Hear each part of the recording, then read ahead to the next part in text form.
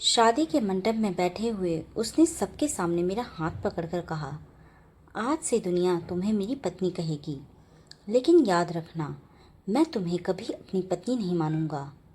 उसकी बात सुनते ही मेरी आंखों में आंसू आ गए, क्योंकि ये वही आदमी था जिसने 3 साल पहले मेरी पूरी जिंदगी बर्बाद कर दी थी और अब किस्मत ने मुझे उसी के साथ बांध दिया था। मेरा नाम आदिति है।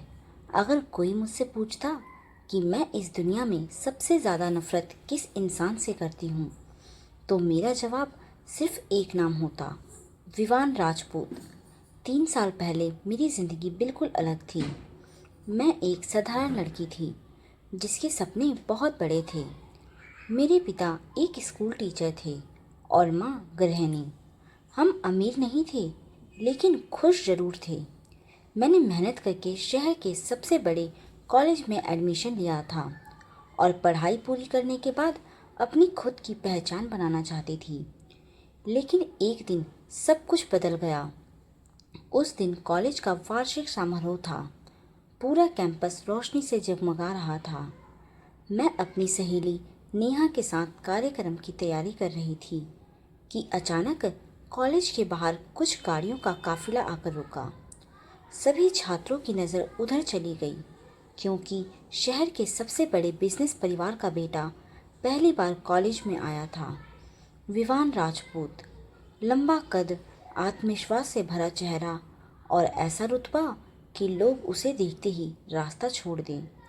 मुझे उस समय उससे कोई मतलब नहीं था, लेकिन शायद किस्मत को यही मंजूर था कि हमारी मुलाकात हो। कार्यक्रम खत्म होने के बाद मैं अपनी फाइल लेकर जल्दी जल्दी बाहर निकल रही थी कि तभी किसी से टकरा गई। मेरे हाथ की सारी फाइलें जमीन पर बिखर गई। मैंने गुस्से में सिर उठाया। सामने विवान खड़ा था।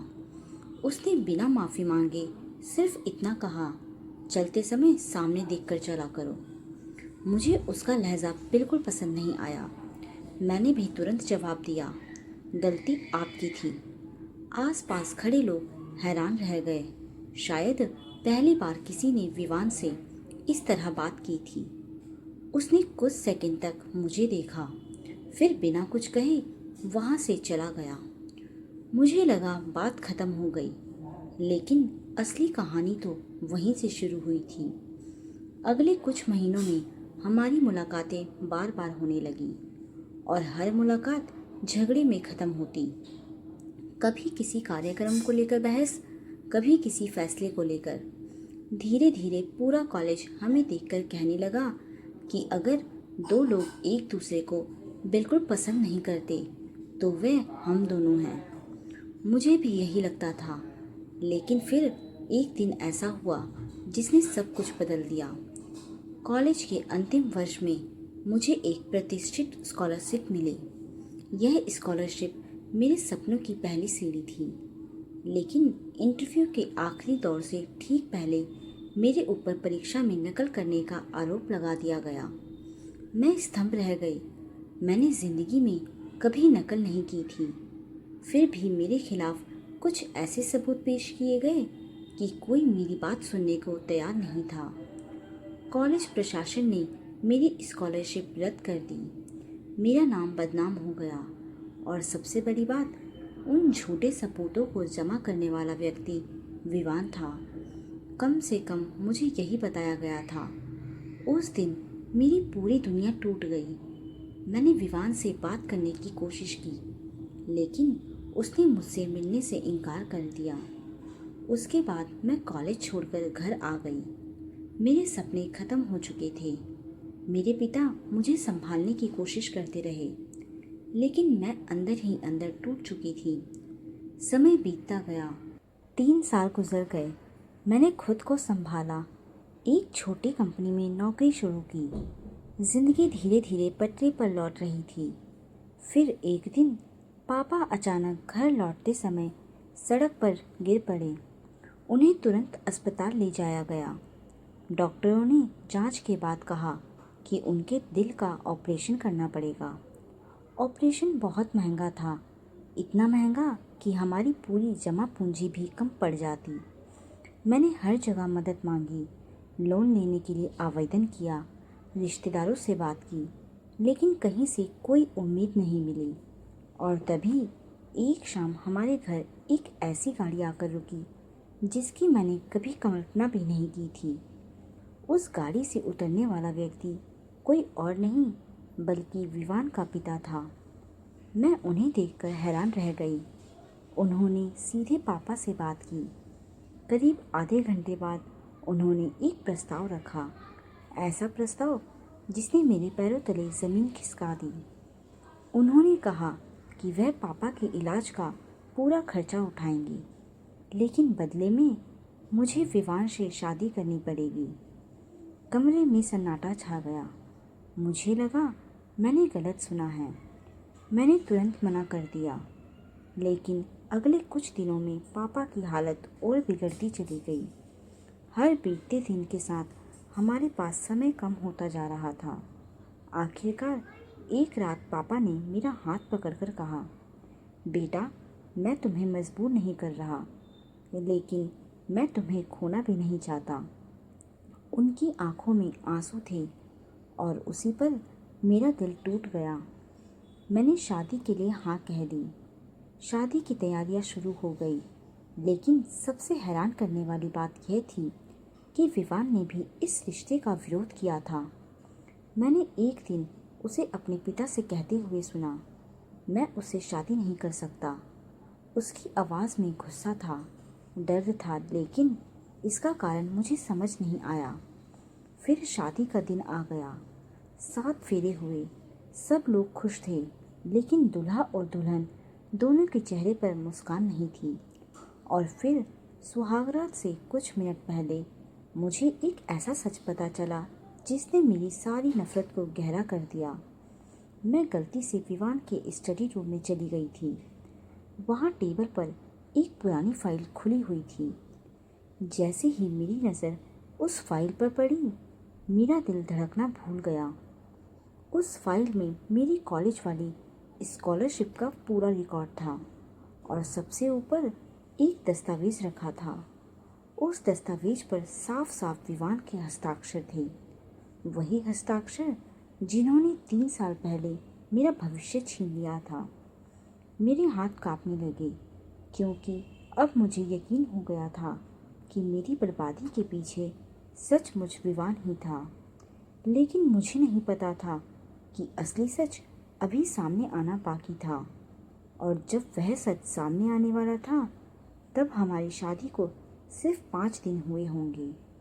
शादी की पहली रात मैं अपने कमरे में बैठी उसी फाइल के बारे में सोच रही थी। मेरे सामने बार बार वही दस्तावेज आ रहा था जिस पर विवान के हस्ताक्षर थे। 3 साल पहले जिसने मेरे सपने छीन लिए थे, आज वही आदमी मेरा पति बन चुका था। मुझे उससे पहले से नफरत थी, लेकिन अब वह नफरत और भी गहरी हो गई थी। करीब आधे घंटे बाद कमरे का दरवाज़ा खुला। विवान अंदर आया। उसने मेरी तरफ देखा भी नहीं, सीधे जाकर सोफे पे बैठ गया। कमरे में कुछ मिनट तक खामोशी छाई रही। फिर मैंने हिम्मत जुटाकर पूछा, एक सवाल पूछूं? उसने बिना मेरी तरफ देखे कहा, पूछो। मैंने कहा, 3 साल पहले मेरी स्कॉलरशिप रद्द करवाने के पीछे तुम थे? कमरे का माहौल अचानक बदल गया। विवान ने पहली बार मेरी तरफ देखा। उसकी आंखों में हैरानी थी, जैसे उसे इस सवाल की उम्मीद नहीं थी। लेकिन अगले ही पल उसका चेहरा फिर शांत हो गया। उसने सिर्फ इतना कहा, अगर मैं कहूँ कि नहीं था, तो क्या तुम यकीन करोगी? मैं चुप रह गई, क्योंकि जवाब साफ था, नहीं, मैं यकीन नहीं करती। वह हल्का सा मुस्कुराया, लेकिन वह मुस्कान खुशी की नहीं थी, दर्द की थी। फिर बोला, ठीक है, अभी मत करो। उसके बाद उसने कोई सफाई नहीं दी, और यही बात मुझे सबसे ज़्यादा परेशान कर रही थी। अगर वह निर्दोष था, तो खुद को बचाने की कोशिश क्यों नहीं कर रहा था? अगले कुछ दिन अजीब तरह से बीते। हम एक ही घर में रहते थे, लेकिन अजनबियों की तरह। विवान सुबह जल्दी निकल जाता और देर रात लौटता। कभी कभी तो खाना भी बाहर खाकर आता। मैंने भी उससे दूरी बनाए रखी, लेकिन धीरे धीरे मुझे कुछ ऐसी बातें दिखाई देने लगी जो मेरी समझ से बाहर थे। एक सुबह मैं नीचे आई तो देखा कि पापा के इलाज के सारे कागज पहले ही अस्पताल भेजे जा चुके थे। डॉक्टर की फीस जमा हो चुकी थी, ऑपरेशन की तारीख तय हो चुकी थी। जब मैंने ससुर जी को धन्यवाद कहा तो उन्होंने हैरानी से पूछा, धन्यवाद मुझे क्यों? मैंने कहा, क्योंकि आपने मदद की। वह मुस्कुराए, नहीं बेटा, ये सब विवान ने किया है। मैं कुछ सेकंड तक उन्हें देखती रह गई। उन्होंने आगे कहा, शादी से पहले भी वह कई बार तुम्हारे पिताजी की मदद कर चुका था, बस उसने तुम्हें कभी पता नहीं चलने दिया। मेरे पैरों तले जमीन खिसक गई। अगर यह सच था तो फिर वह इतना बुरा इंसान कैसे हो सकता था? लेकिन फिर मुझे वही दस्तावेज याद आ गए और मैंने अपने मन को समझा लिया कि शायद ये सिर्फ दिखावा हो सकता है। कुछ दिनों बाद पापा का ऑपरेशन सफलतापूर्वक हो गया। मैं राहत की सांस ले पाई। उस रात पहली बार मैंने दिल से भगवान का धन्यवाद किया। लेकिन उसी रात एक ऐसी घटना हुई जिसने मेरे सारे सवाल फिर से जगा दिए। करीब 11 बजे मैं पानी लेने नीचे गई। पूरे घर में सन्नाटा था। तभी मुझे स्टडी रूम से किसी की आवाज़ सुनाई दी।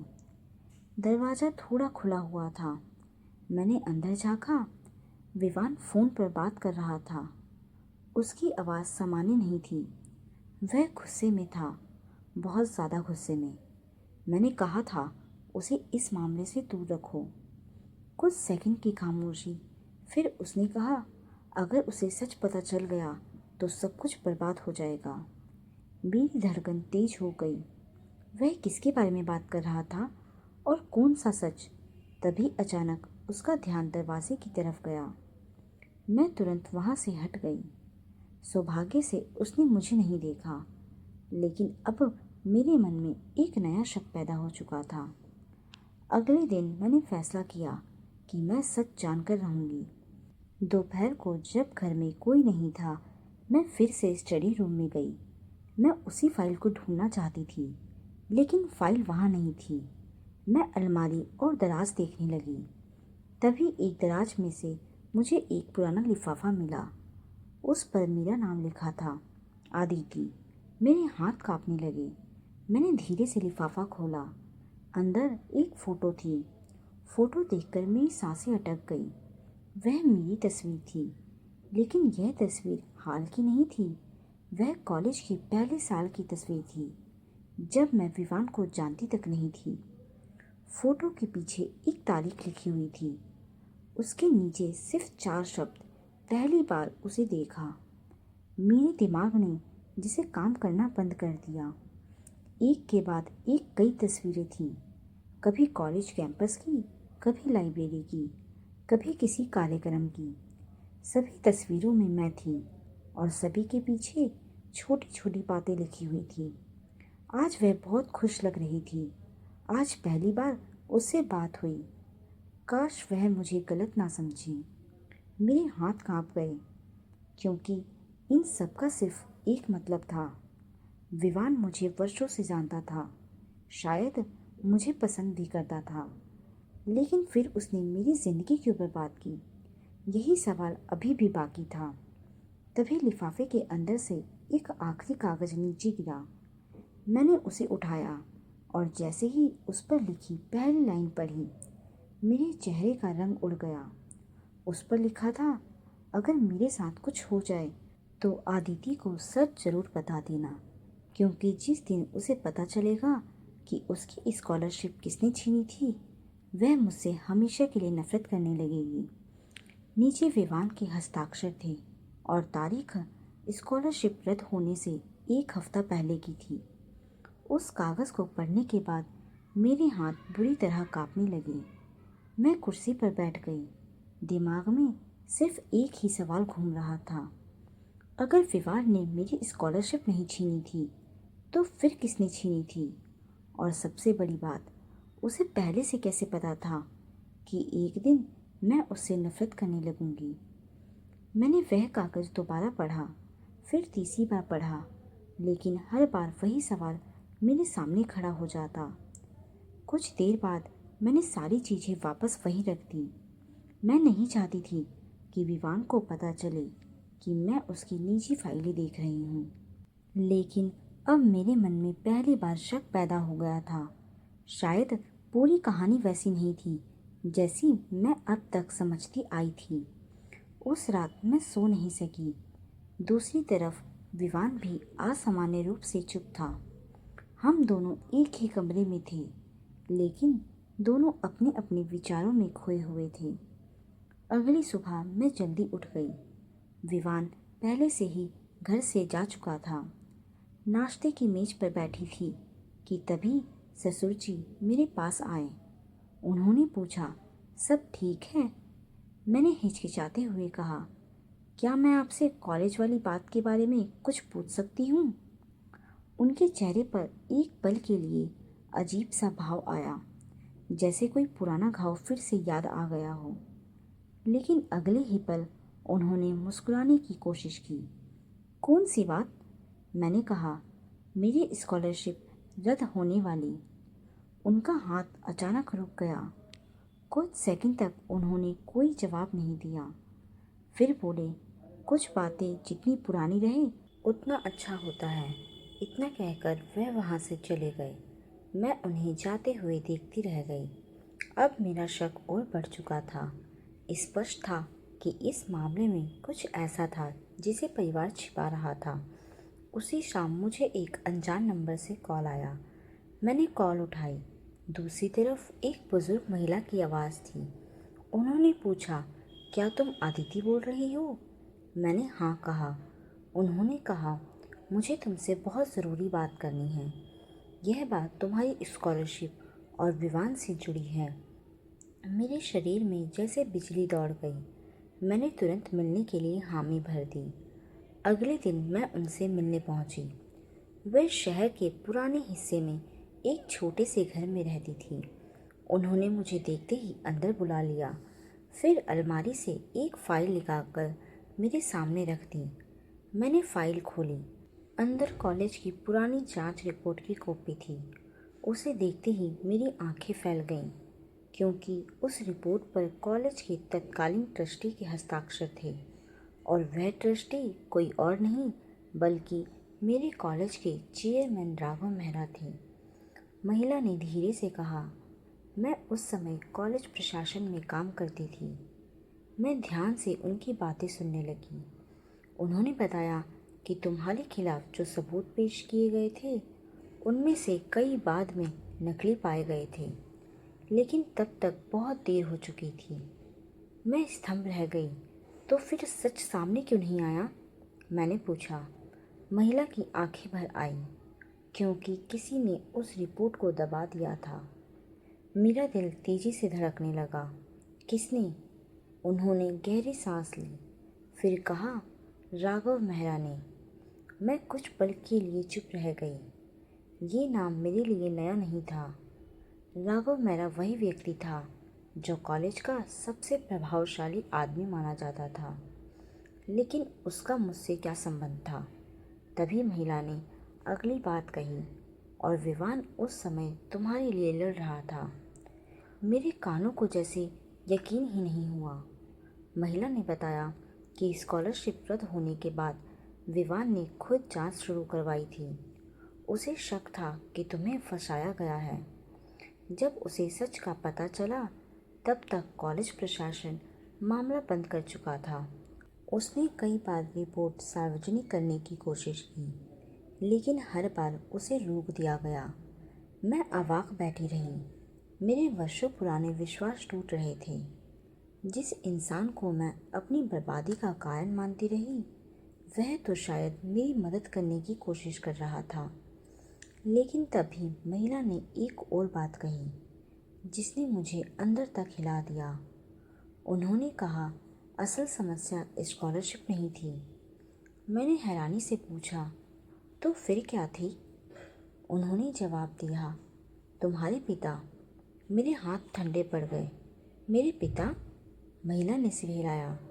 तुम्हारे पिता ने कई साल पहले राघव मेहरा के खिलाफ गवाही दी थी। उसी का बदला तुमसे लिया गया। मुझे लगा जैसे जमीन मेरे पैरों के नीचे से खिसक गई हो। तो क्या मेरी जिंदगी बर्बाद करने के पीछे कोई व्यक्तिगत दुश्मनी थी? क्या मैं सिर्फ बदले का निशाना बनी थी? और अगर ऐसा था तो विवान इस सब में कितना जानता था? इन्हीं सवालों के साथ मैं वहां से निकली, लेकिन मुझे अंदाज़ा नहीं था कि असली झटका अभी बाकी है। घर लौटते समय मैंने देखा कि विवान की कार सड़क किनारे खड़ी है। उसके आसपास भीड़ जमा थी। मेरा दिल घबरा गया। मैं दौड़कर वहां पहुंची और जो दृश्य मैंने देखा उसे देखकर मेरी चीख निकल गई। विवान सड़क पर घायल पड़ा था। उसके सिर से खून बह रहा था और उसके पास जमीन पर एक कागज़ पड़ा था। उस कागज़ पर सिर्फ एक लाइन लिखी थी, जो सच दबा रहना चाहिए उसे बाहर निकलने की कीमत चुकानी पड़ती है। विवान को उस हालत में देखकर मेरी चीख निकल गई। मैं तुरंत उसके पास बैठ गई। उसके माथे से खून बह रहा था और उसकी आंखें बंद थीं। आसपास खड़े लोगों ने एम्बुलेंस बुला ली थी। कुछ ही मिनटों में उसे अस्पताल ले जाया गया। पूरे रास्ते मेरे हाथ कांपते रहे। मैं बार बार भगवान से प्रार्थना कर रही थी कि उसे कुछ ना हो। अस्पताल पहुंचते ही डॉक्टर उसे ऑपरेशन थिएटर में ले गए। मैं बाहर बैठी रही। पहली बार मुझे एहसास हुआ कि अगर विवान को कुछ हो गया तो मुझे कितना दर्द होगा। ये एहसास मुझे खुद भी समझ नहीं आ रहा था। जिस इंसान से मैं सालों तक नफरत करती रही, उसकी एक चोट मुझे अंदर तक तोड़ रही थी। करीब 2 घंटे बाद डॉक्टर बाहर आए। उन्होंने बताया कि खतरा टल गया है। सिर पर गंभीर चोट लगी थी, लेकिन समय पर अस्पताल पहुंच जाने की वजह से उसकी जान बच गई।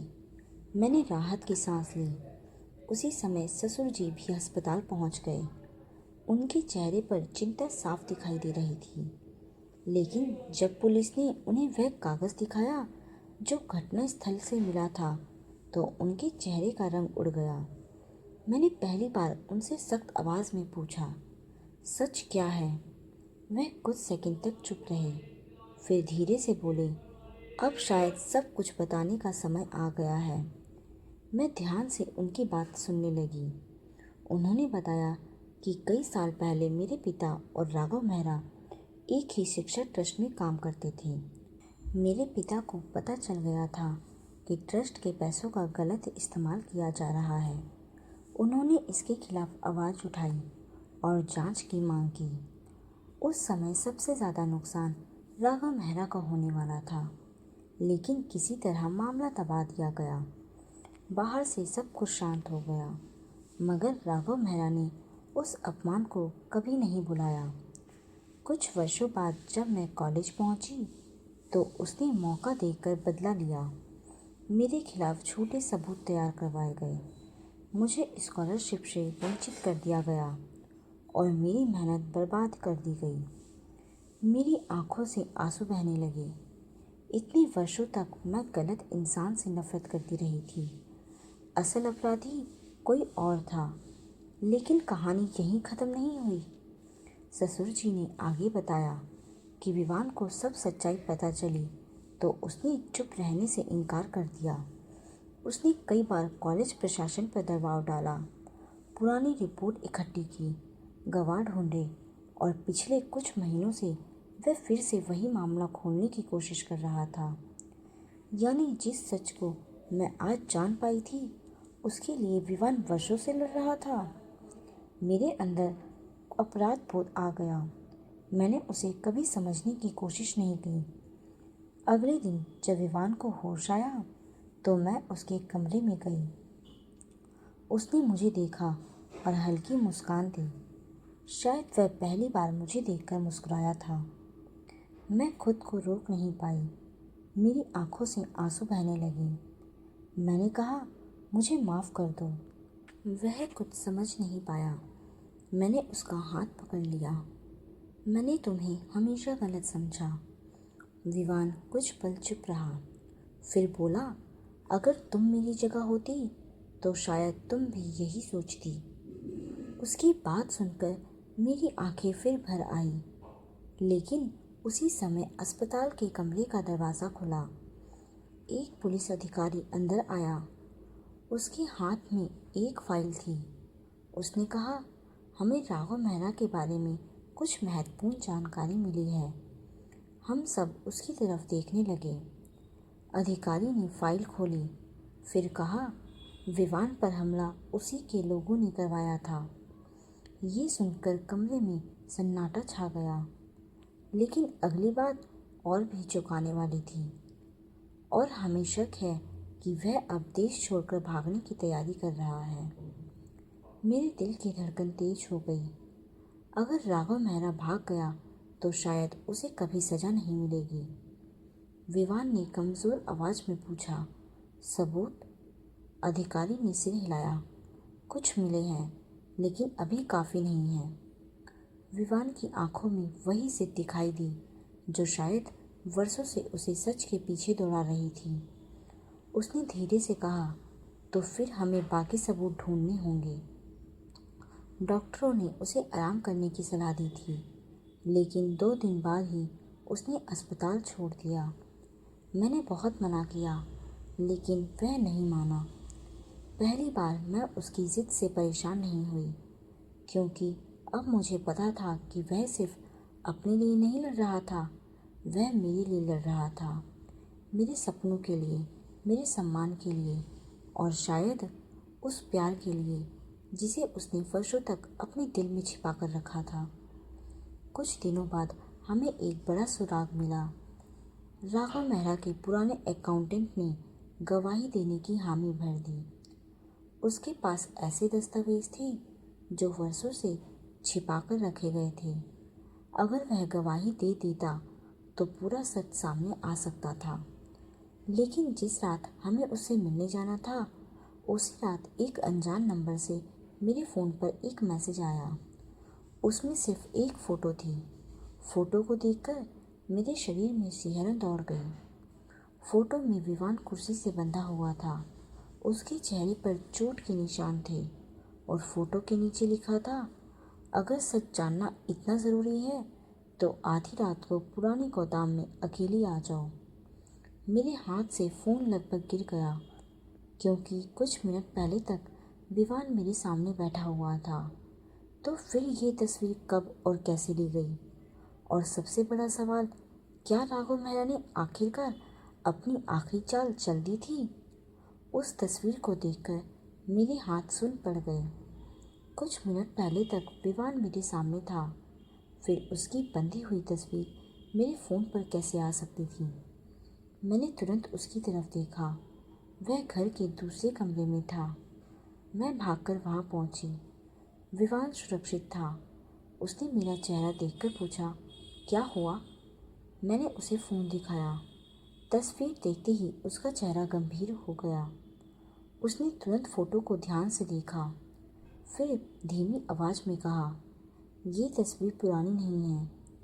मेरी धड़कन तेज हो गई। मतलब? विवान ने फ़ोटो को बड़ा करके देखा, फिर बोला, ये वही गोदाम है जहाँ राघव मेहरा अपने कुछ लोगों से मिला करता था। लेकिन ये फ़ोटो आज की नहीं लगती। मैं कुछ समझ नहीं पा रही थी। तभी उसके फ़ोन पर कॉल आया। वह पुलिस अधिकारी था। उसने बताया कि जिस अकाउंटेंट से हमें मिलने जाना था, वह अचानक गायब हो गया है। अब मामला और गंभीर हो चुका था। स्पष्ट था कि राघव मेहरा अपने खिलाफ मौजूद हर सबूत मिटाने की कोशिश कर रहा था। लेकिन उसी रात एक अप्रत्याशित घटना हुई। करीब 11 बजे हमारे घर के बाहर एक बुजुर्ग व्यक्ति आया। उसने कहा कि उसे विवान से मिलना है। जब उसे अंदर लाया गया तो उसने अपना परिचय दिया। वह राघव मेहरा का पुराना ड्राइवर था। उसकी आंखों में डर साफ दिखाई दे रहा था। उसने कहा, मैं अब और चुप नहीं रह सकता। फिर उसने एक पेन ड्राइव हमारे हाथ में रख दी। उसके अनुसार इसमें वे रिकॉर्डिंग थी जिन्हें राघव मेहरा वर्षों से छिपाता आया है। हमने तुरंत लैपटॉप में पेन ड्राइव लगाई। अंदर कई ऑडियो फाइल्स थी। जैसे जैसे हम उन्हें सुनते गए हमारे होश उड़ते गए। रिकॉर्डिंग में राघव मेहरा अपने लोगों को निर्देश दे रहा था। वह कॉलेज की जांच रिपोर्ट दबाने की बात कर रहा था, झूठे सबूत तैयार करवाने की बात कर रहा था और सबसे महत्वपूर्ण, वह मेरे पिता के खिलाफ बदले की योजना बनाने की बात कर रहा था। अब हमारे पास वह सबूत था जिसकी हमें सबसे ज़्यादा ज़रूरत थी। अगली सुबह पुलिस को सारी रिकॉर्डिंग सौंप दी गई, लेकिन राघव मेहरा को शायद इसकी भनक लग चुकी थी। उसी दिन खबर मिली कि वह देश छोड़ने के लिए एयरपोर्ट की तरफ जा रहा है। पुलिस तुरंत सक्रिय हो गई। शहर के कई रास्तों पर निगरानी बढ़ा दी गई। कुछ घंटों बाद सूचना मिली कि उसकी गाड़ी शहर से बाहर एक पुराने औद्योगिक इलाके में देखी गई है। पुलिस वहां पहुंची। विवान भी जाना चाहता था। मैंने उसे रोकने की कोशिश की, लेकिन उसने कहा, ये लड़ाई अब खत्म होनी चाहिए। आखिरकार हम भी पुलिस के साथ वहां पहुंचे। वह वही पुराना गोदाम था जिसका नाम कई बार सामने आया। अंदर घुसते ही पुलिस ने पूरे इलाके को घेर लिया। कुछ देर बाद राघव मेहरा सामने आ गया। वर्षों तक प्रभाव और ताकत के दम पर लोगों को डराने वाला आदमी आज पहली बार घबराया हुआ दिखाई दे रहा था। उसने भागने की कोशिश की, लेकिन इस बार उसके पास कोई रास्ता नहीं था। पुलिस ने उसे गिरफ्तार कर लिया। जब उसे हथकड़ी लगाई जा रही थी तो उसने मेरी तरफ देखा। उसकी आंखों में गुस्सा था, लेकिन पहली बार मुझे उससे डर नहीं लगा, क्योंकि अब सच उसके खिलाफ खड़ा था। कुछ महीनों बाद अदालत ने सभी सबूतों की जांच की। पुरानी रिपोर्ट सामने आई। गवाहों ने बयान दिए। रिकॉर्डिंग भी पेश की गई। आखिरकार अदालत ने माना कि मेरे खिलाफ लगाए गए आरोप झूठे थे। मेरी स्कॉलरशिप अन्यायपूर्ण तरीके से छीनी गई थी। सालों बाद मुझे आधिकारिक रूप से निर्दोष साबित कर दिया गया था। उस दिन मेरे पिता की आंखों में गर्व था। माँ रो रही थी और मैं बस चुपचाप खड़ी थी, क्योंकि मुझे लग रहा था कि मेरी जिंदगी का एक अधूरा अध्याय आखिरकार पूरा हो गया। लेकिन मेरे लिए सबसे बड़ा पल अभी बाकी था। कुछ दिनों बाद मैं और विवान उसी कॉलेज के कैंपस में गए जहाँ से ये कहानी शुरू हुई थी। शाम का समय था। हवा धीरे धीरे चल रही थी। हम दोनों उसी जगह खड़े थे जहाँ सालों पहले हमारी पहली बहस हुई थी। मैं मुस्कुराई। अगर उस दिन मैं तुमसे नहीं टकराती तो? विवान भी मुस्कुरा दिया। तो शायद मैं फिर भी तुम्हें ढूंढ लेता। मैं हंस पड़ी। कुछ पल की खामोशी के बाद मैंने उसकी तरफ देखा। तुमने इतने साल मुझे सच क्यों नहीं बताया? उसने गहरी सांस ली, फिर कहा, क्योंकि मैं चाहता था कि जब तुम्हें सच पता चले तो वह किसी सफाई की वजह से नहीं, सबूतों की वजह से पता चले। मेरी आंखें भर आई। मैंने धीरे से उसका हाथ पकड़ लिया। और मैंने इतने साल तुम्हें गलत समझा। वह मुस्कुराया। लेकिन अब तो नहीं समझती? मैंने सिर हिलाया। अब नहीं। कुछ सेकंड तक हम दोनों एक दूसरे को देखते रहे। फिर उसने पहली बार वह बात कही जिसका इंतज़ार शायद हम दोनों को वर्षों से था। आदिति, मैं तुमसे कॉलेज के दिनों से प्यार करता हूँ। मेरी आंखों से आंसू निकल आए, लेकिन इस बार ये दर्द के नहीं थे। मैं मुस्कुराई और कहा, मुझे पता है। वह हंस पड़ा और शायद पहली बार हम दोनों ने अतीत के सारे बोझ पीछे छोड़ दिए थे। जिस रिश्ते की शुरुआत नफरत, गलतफहमी और डर से हुई थी, वही रिश्ता अब भरोसे, सम्मान और प्यार की सबसे मजबूत नींव पर खड़ा था। मुझे तब समझ आया कि कई बार ज़िंदगी हमें ऐसे लोगों से मिलाती है जिन्हें हम अपना दुश्मन समझते हैं, लेकिन समय बीतने पर पता चलता है कि वही इंसान हमारी कहानी का सबसे खूबसूरत हिस्सा बनने वाला था। और मेरी कहानी में वह इंसान विवान था। दोस्तों, इस कहानी से हमें ये शिक्षा मिलती है कि कई बार हम अधूरी सच्चाई के आधार पर लोगों के बारे में राय बना लेते हैं, लेकिन सच हमेशा वैसा नहीं होता जैसा हमें दिखाई देता है। इसलिए किसी को गलत समझने से पहले पूरी सच्चाई जानने की कोशिश करनी चाहिए।